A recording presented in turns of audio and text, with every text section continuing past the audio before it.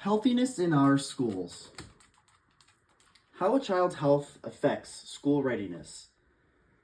Oral health leads to more focus on learning and engagement. A child's physical health leads to more attendance at the school, which in turn leads to more learning and engagement as well.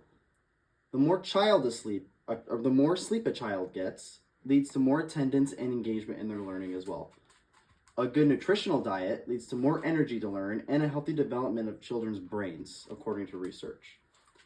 Low school readiness will require a child to need additional support from schools for their learning, for their developing social skills, and catching up on their school-ready peers. Another find is that children that receive appropriate levels of sleep are more ready to learn. Some things that may prevent a child's school readiness would be issues at home that may lead to less school readiness, such as problems with families or families' physical health deteriorating. Negative relationships with peers and adults in the school setting will also lead to less school readiness.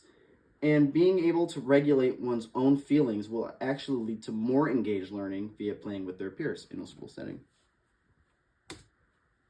How do we know that children are ready to learn? When a child is tired due to a lack of sleep, they will be less ready to learn than their peers are. Studies show that reading or singing or telling stories to children make them more likely to be healthy and ready to learn. Some things like unhealthy weight or unhealthy dental health can lead to less readiness in schools as well.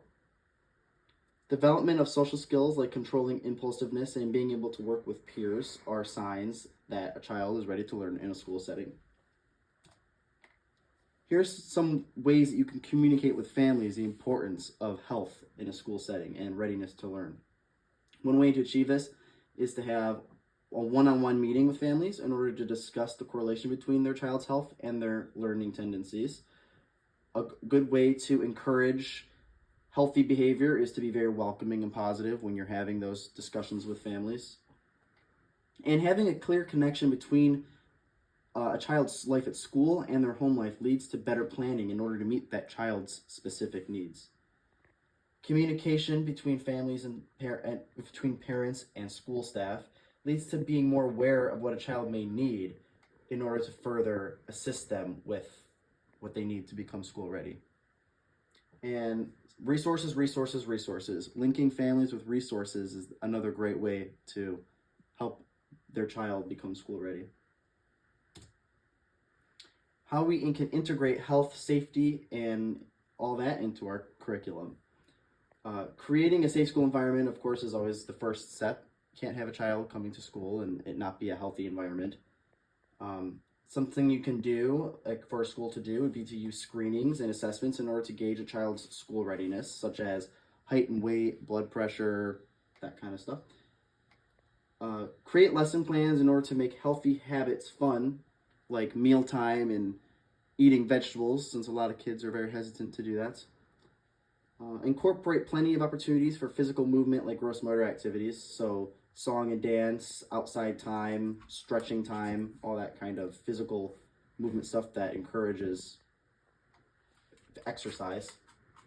And promoting healthy food and beverage options over unhealthy choices for children. That could be a lesson plan in a school setting.